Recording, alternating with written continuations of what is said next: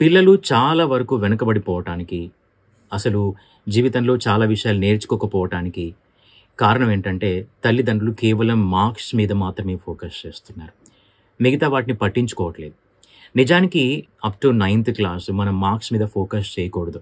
వాళ్ళకి ఎన్ని మార్క్స్ వచ్చాయి, ఏంటి అనేది అసలు మనం కొద్దిగా దృష్టి పెట్టాలి తప్ప, దాన్నే ఫోకస్ చేస్తూ, దాని గురించే మాట్లాడుతూ, దాని గురించే డిస్కస్ చేస్తూ, స్కూల్ మేనేజ్మెంట్‌తో కావచ్చు, టీచర్స్‌తో కావచ్చు, పిల్లలతో కావచ్చు, దాని గురించే చేస్తే అవి మాత్రమే వస్తాయి.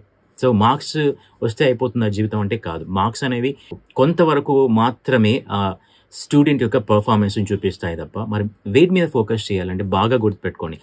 10థ్ క్లాస్‌లో మనకి మార్క్స్ ఇంపార్టెంట్. నైన్త్ క్లాస్ వరకు మీరు ఫోకస్ చేయాల్సిన 3 విషయాలేంటంటే, first knowledge.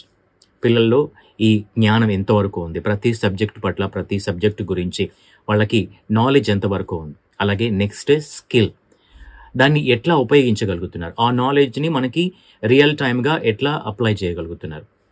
Third one marks. ఈ 2 బాగుండి మార్క్స్ కూడా బాగుంటే బాగుంటుంది. నాలెడ్జ్, స్కిల్ లేని మార్క్స్ బోధకాల వ్యాధి వంటివన్నమాట. కాబట్టి ఫర్ ఎగ్జాంపుల్ ఇంగ్లీష్ చేసుకుంటే, ఇంగ్లీష్ భాష గురించి నాలెడ్జ్ ఉండాలి వాళ్ళకి. అంటే గ్రామర్ కావచ్చు, వొకాబులరీ కావచ్చు, అవన్నీ తెలిసి ఉండాలి. అలాగే ఇంగ్లీష్‌లో బాగా మాట్లాడగలిగి కూడా ఉండాలి, అర్థం చేసుకోగలగాలి. ఇక మూడోది ఆ సబ్జెక్ట్‌లో మార్క్స్ కావాలి. ఇలా ఉంటేనే ప్రతి సబ్జెక్ట్‌లో మీ పిల్లలు రాణించగలుగుతారు.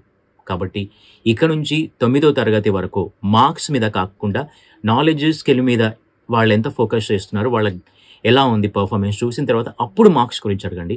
స్కూల్ మేనేజ్మెంట్స్ కూడా తప్పకుండా మారి నాలెడ్జ్, స్కిల్స్ మీద ఫోకస్ పెడతారు.